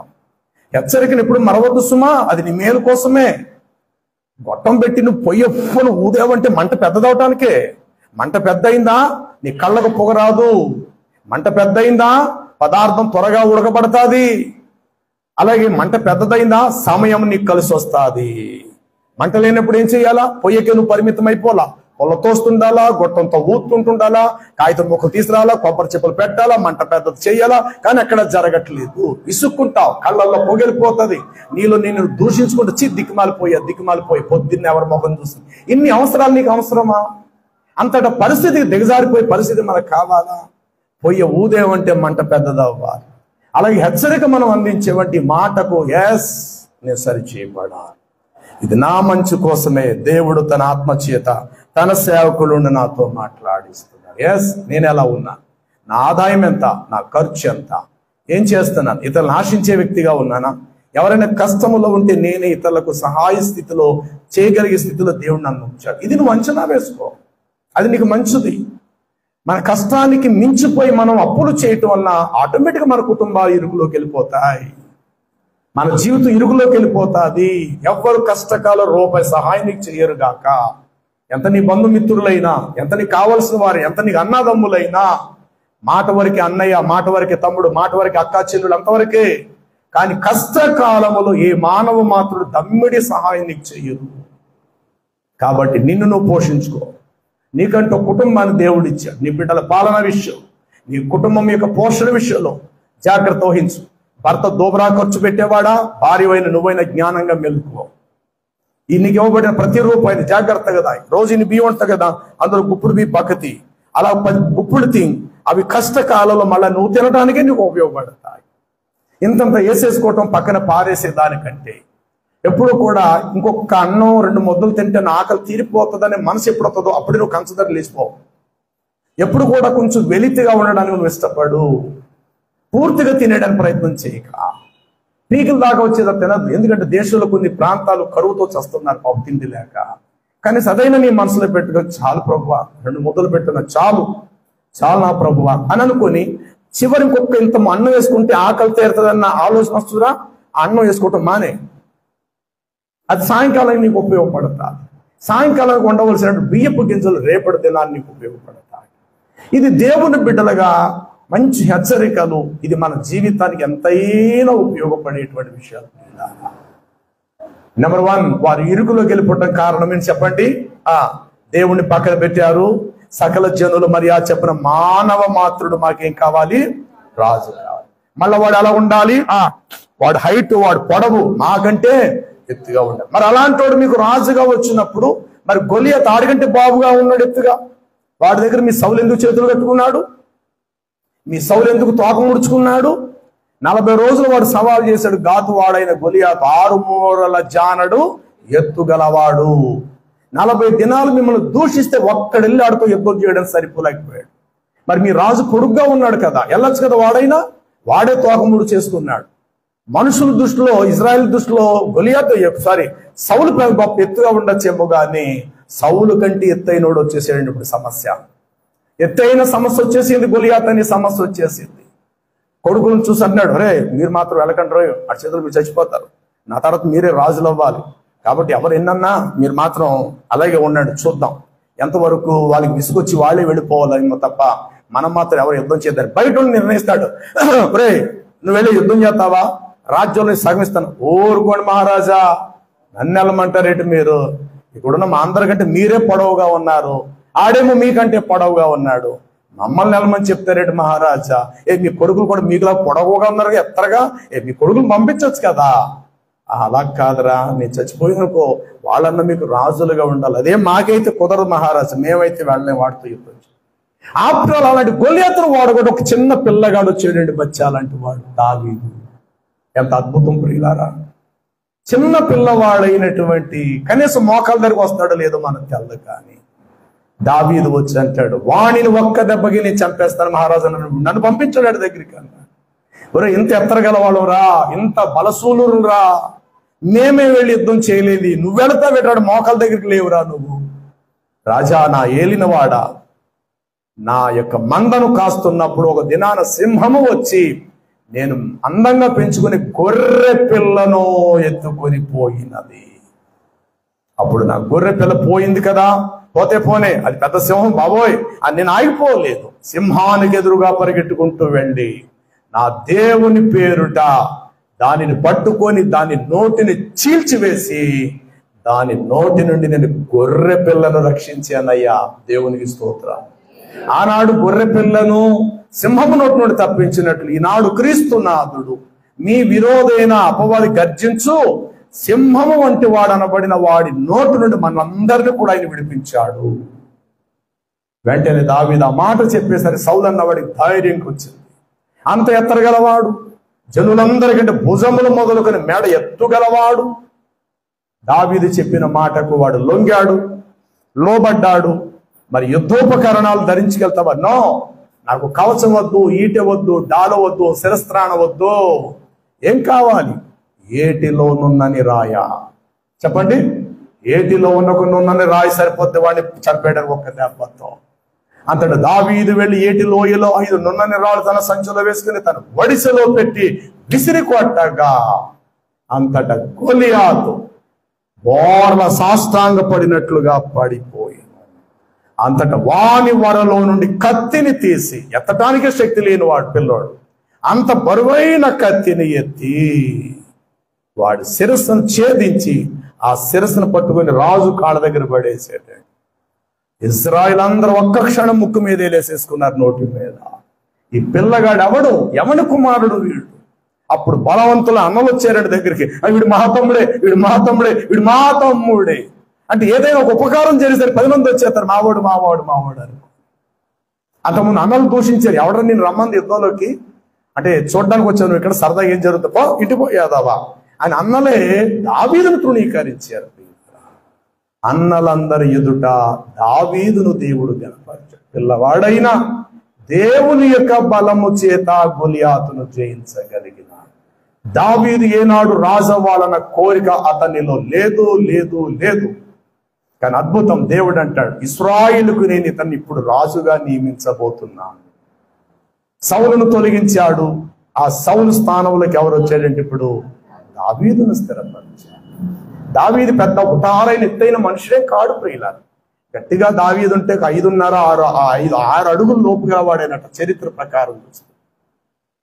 అపోస్తుడైన పౌలు 5 అడుగుల 2 అంగుళాలు ఎత్తుగలవాడు చరిత్ర ప్రకారం. అంటే నాకంటే కొరసుకుంటాడు పౌలు. దావీదు వీలైతే ఇంకా నాకంటే ఒక 2 అంగుళాలు కొరసుకుంటాడు. అలాంటి వాళ్ళే ఇక్కడ దేవుడు అతని ఎత్తును అతని పొడవులను నువ్వు చూసి లక్ష్య పెట్టక, మనుషులు ఎత్తును పై రూపమునే లక్ష్య పెడతారు, నేను మనుషుని యొక్క ఆంతర్యములను లక్ష్య పెడతాను. కాబట్టి ప్రియులారా, మన ఎత్తు, మన డాంబికత్వం, మన ధనము, మన గొప్పతనం 10 మంది దగ్గర గొప్ప అనిపించుకోవటానికే డప్పు కొట్టుకోవడం సరిపోతుంది తప్ప మన గొప్పతనాలు ఏమి దేవుని ఎదుట సరిపడేవి కావు. దేవుని ఎదుట నీకు కావలసిన మంచి అలంకరణ దీనత్వం, తగ్గించుకునే జీవితం, మాటకు లోబట. అది వాక్యం చెప్పే నాకు అవసరమే, నీకు అవసరమే. మాటకు లోబడుట, మాటకు విధేయత చూపుట, తగ్గించుకోట, హెచ్చువాటు మందు మనసుంచక తగ్గువాటి అందే మనసు పెట్టి ఆసక్తులై ఉండండి. ఇదండి ఎప్పుడైతే మనం ఇలా కోరుకుంటామో, నేనంట స్థలం ఇరుకుగా ఉన్నా పర్లేదు కాక పిల్లలు ఎదిగే కొలది, కానీ జీవితం ఏమవద్దు, ఇరుకు కావద్దు. బ్రతుకేం కావద్దు, ఇరుకు కావద్దు. దావీదు చేసిన ఒక అపరాధము మూలంగా దావీదు ఎంత ఇరుకులో గెలిపాడు తెలుసు. ఒకసారి దినవృత్తాంతములు 1వ గ్రంథం చూడండి. దినవృత్తాంతములు 21:13 వచనం. 1 దినవృత్తాంతములు 21:13 వచనం. అందుకు దావీదు, నేను మిక్కిలి ఇరుకులో చిక్కుకుపోయి ఉన్నాను, యెహోవా మహాకృప గలవాడు, నేను మనుషుల చేతుల్లో పడిపోకుండగా ఆయన చేతిలో పడేటట్టు. దేవుడు ఎంత నన్ను నలుగొట్టినవాడు, నాకేం పర్లా. ఎవరి చేతిలో ఉండటం నాకు మంచిది? శత్రువులు మనుషుల చేతుల్లో పడుట కంటే నా దేవుని చేతుల్లో పడుట మంచిది. ఒక చోట ఎబ్రిపతులు, ఆయన చేతుల్లో పడుట ఎంతో భయంకరమో, ఎంతో భయంకరం. అలాంటి భయంకరుడైనటువంటి భూమి వంక దేవుడు చూస్తే భూమి గజగజ వణికిపోతుంది.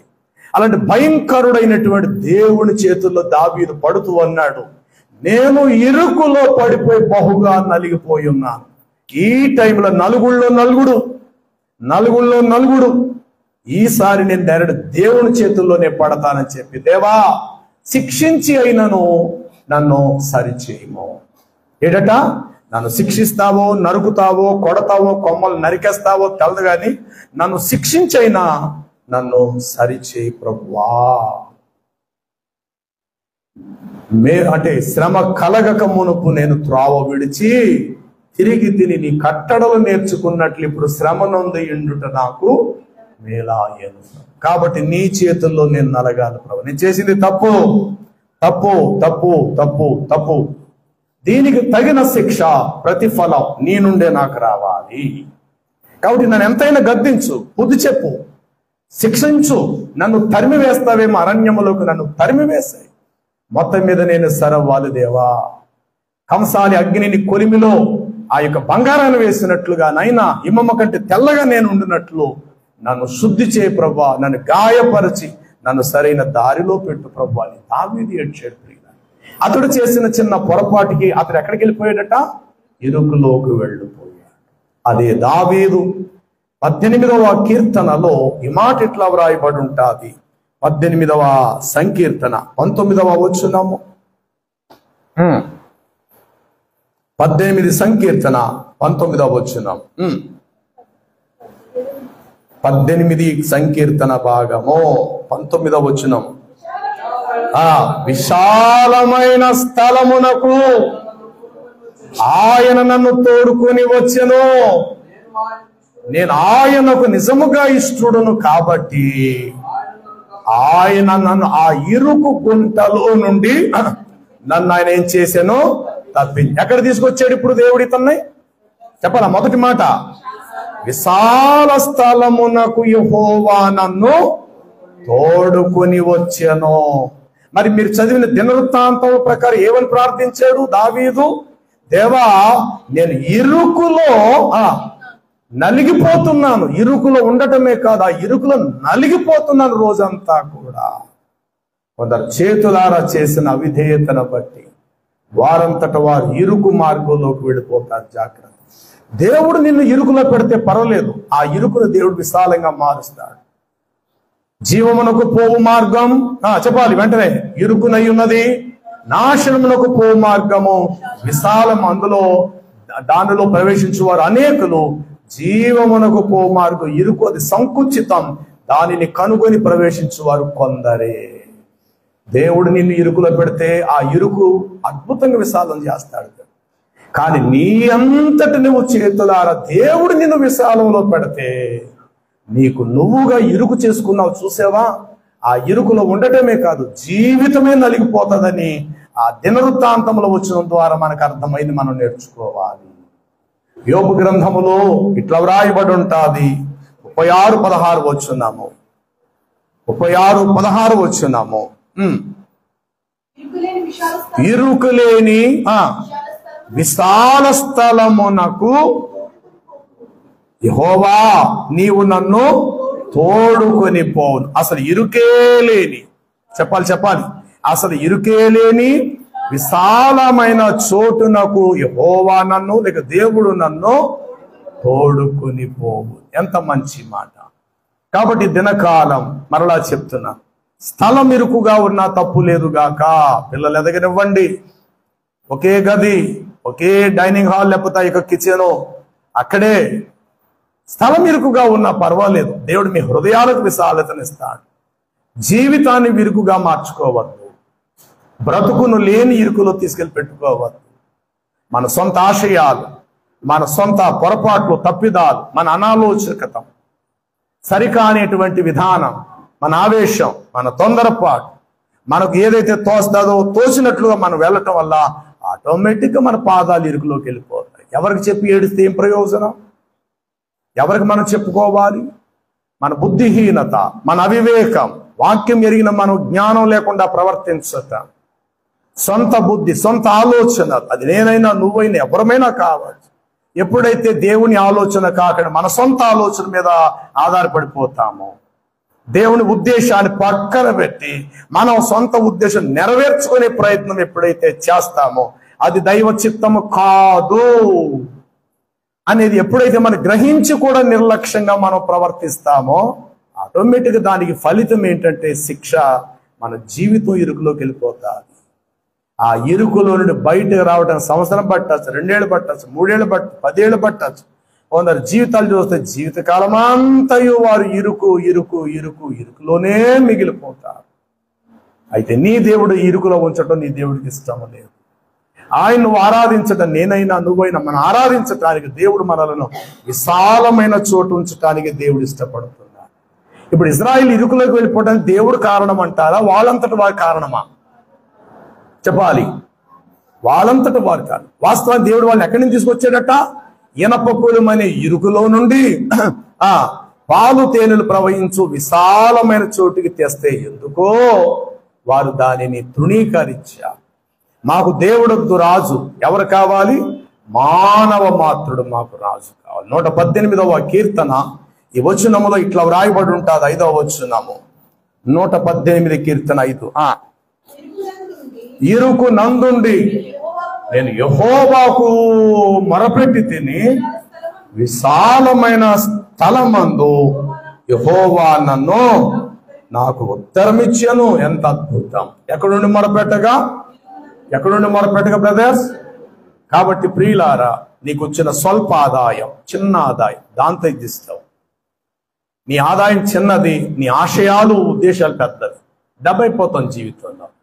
నీ కష్టార్జితానికి సంబంధించిన వస్త్రాలే నువ్వు తొడుక్కో. ఒకవేళ ఉన్నది తొడుక్కో, తప్పు లేదు. రూపాయి డబ్బులు ఉన్నాయి, నువ్వు ఖరీదని కొనుక్కో. నీకు కాదా, మంచిదే కొనుక్కో, ఖరీదని కొనుక్కో. కానీ నీ కష్టార్జితం చిన్నగా ఉన్నప్పుడు ఆ చిన్నగానే నువ్వు ప్లాన్ చేసుకో. ఎవరిని ఇల్లు పెద్దగా కట్టేయాలనుకోవటం మన స్థాయికి మించింది. లోన్ ఒకటి ఇస్తాడు, 25 లక్షలు, 30 లక్షలు, 50 కోట్ల రూపాయలు ఇస్తాడు. కట్టే స్తోమత ఉండాలి కదా. దాదాపు ఒక 25 సంవత్సరాలు లేట్ ప్రాసెస్, 25 ఏళ్ళు. ప్రతి నెల నువ్వు తినకపోయినా ఒక 70,000 కట్టేయాలి, ఒక 60,000 కట్టేయాలి. ఎక్కడ వచ్చేస్తుంది? ప్రారంభంలో మనం తీసుకున్నప్పుడు మన వ్యాపార బిజినెస్ మంచిగా నడుస్తుంది. అబ్బా అన్ని పోను, మనకి 2 లక్షలు 3 లక్షల ఆదాయం కనబడుతుంటుంది. ఇలాగ మన బిజినెస్, ఫ్యాక్టరీ, వ్యాపారం పెట్టినప్పటి నుండి ఎక్కడ కొదువు లేకుండా 4-5 ఏళ్ళు నడిచింది. ఆడు అనుకుంటాడు ఇది స్టాండర్డ్ అనుకుంటాడు.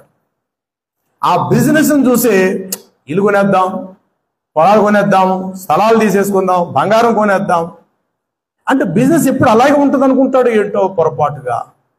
కానీ 5 ఏళ్ళ వరకు రానిచ్చింది. ప్రతి నెల 2 లక్షల రూపాయలు మిగులుతుంది.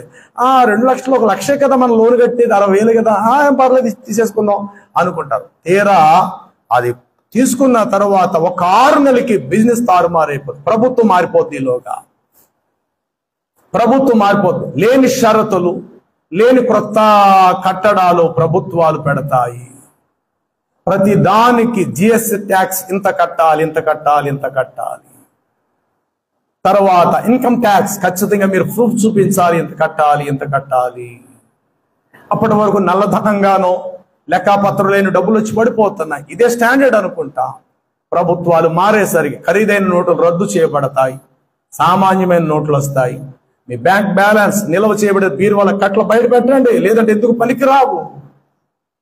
ఈ విధమైన షరతులు అప్పుడప్పుడు దేశాలకి రావటం మంచిదే. ఇది ఎవరి దగ్గర నల్లధనం లేకుండా. ఈ రీతిగా వచ్చినప్పుడు ఒక్కసారి వ్యాపారం కుదేలైపోతుంది. ఇప్పుడు ఎవరినైనా మీరు అడగండి, మీ బిజినెస్ సంగతి ఏంటంటే, ఏంటి సార్ బిజినెస్ కరోనా కానించి ఇప్పటి వరకు ఇంతేనండి మా పరిస్థితులు. కరోనా కానించి ఇప్పటి వరకు మా వ్యాపారం ఇలాగే దెబ్బైపోతుంది, ఏ బిజినెస్ సరిగ్గా లేదు. నిజమే, ప్రపంచమంతా వచ్చేసింది ఈ యొక్క సంక్షోభం, ఈ విధమైన ఆర్థిక పరిస్థితి ప్రపంచ దేశాలే వచ్చేసి.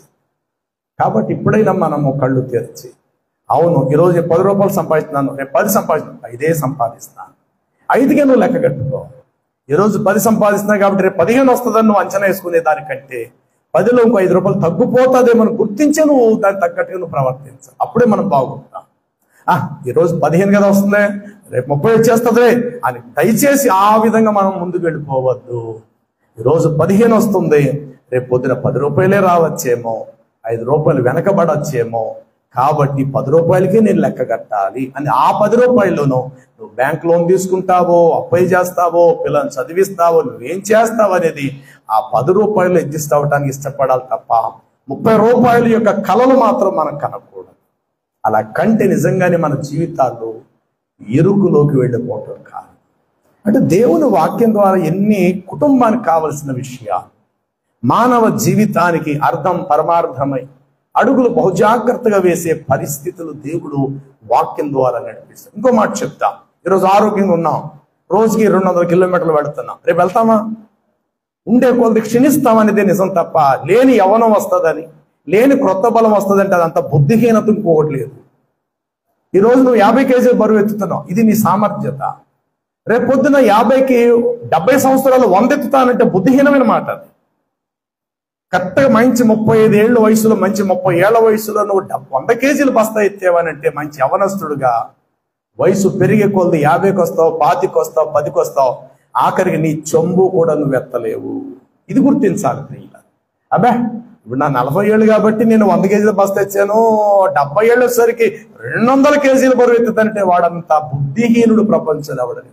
ఈరోజు రోజుకి 1000 రూపాయలు సంపాదిస్తున్నాను, రేపు 2000 సంపాదిస్తానని తప్పు మాట. ఈరోజు 1000 సంపాదిస్తున్నాను, ఏమో రేపు అన్న రోజుకి 500 సంపాదిస్తానేమో. నాకేమైనా కాలో చేయవచ్చు, శరీరం బలహీనత రావచ్చు, బయట పనికి వెళ్ళకపోవచ్చు, ఇంటికాడ టిఫిన్ వేసుకోవడం జరుగుతుందేమో, ఇంటికాడ చిన్న కిరాణా కొట్టు పెట్టుకోవడం జరుగుతుందేమో, ఇంటికాడ చిన్న పచ్చి కూరగాయలు అమ్ముకునే పరిస్థితి వస్తుందేమో. రోజుకి నేను బయటకు వెళ్తున్నాను, రోజుకి 2-3 వేలు తెస్తున్నాను, రేపు నా పరిస్థితి ఉండకపోవచ్చేమో, ఇంటికాడే వ్యాపారం పెట్టుకుని రోజుకి 500 గడిస్తానేమో అని అలాగే జీవితకాలం అంతా నువ్వు ఆలోచించుకుంటే ఎప్పటికీ నీ పాదాలు ఇరుకును పడిపోవు. కానీ మనకు వచ్చే ఆదాయం కంటే మించి ఎక్కువగా మనం ఆలోచించటం వల్ల ఆటోమేటిక్గా మన జీవితం, మన బ్రతుకులో కూడా ఇరుకునకు వెళ్ళిపోయే పరిస్థితి వస్తుంది. అందుకే మొదట చదివించాను, స్థలం ఇరుకుగా ఉన్నా పర్వాలేదు గాక జీవితం మాత్రం ఇరుకుకు వెళ్ళద్దు. బ్రతుకు ఇరుకు మార్గంలోకి మనం తీసుకొని వెళ్ళాలి. అందుకు మరలా చదవండి. ఇప్పుడు 4వ కీర్తన, ఇరుకులో నుండి నాకు విశాలతను కలుగ చేసిన వాడవు నీవు. చాలండి. ఇజ్రాయిల్ ఇరుకులోకి వెళ్ళడానికి దేవుడు కారణం కాదు. నిలువెత్తు దేవుడిని మాకు వద్దన్నారు వారు. రారాజైన దేవుడు మాకు అక్కర్లేదు, మనుషుడు మాకు రాజు కావాలని కోరుకున్నారు. అందుకే ఎదురైన పెద్ద శాస్తి లేకపోతే పెద్ద నష్టం వారి జీవితాంతం కొని తెచ్చుకున్నారు. అది ఎప్పుడైతే రాజులయ్యారో ఆ తర్వాత యుద్ధాలు ప్రారంభమయ్యే వాళ్ళ మీదకి శత్రు రాజులు గుమ్ముకూడేది. వీళ్ళ భార్యలను, వీళ్ళ ఉపపత్నులను, వీళ్ళ స్త్రీలను దోచుకొని మానభంగం చేసేసే పరిస్థితి వచ్చేసి దేవుడు రాజుగా వీరుకున్నంత వరకు కంటికి రెప్పలా కాపాడుతూ వచ్చేటండి. గెద్దరెక్కల మీద పక్షి తన పిల్లలను మోయినట్లు మిమ్మల్ని మోసుకుంటూ ఐగుప్తులో నుండి బయటికి తీసుకొచ్చాను అన్నాడు దేవుడు. అంటే దేవుడు వారికి రాజుగా ఉన్నప్పుడు పగలు రాత్రి నిన్ను కాపాడువాడు, కునుకడు.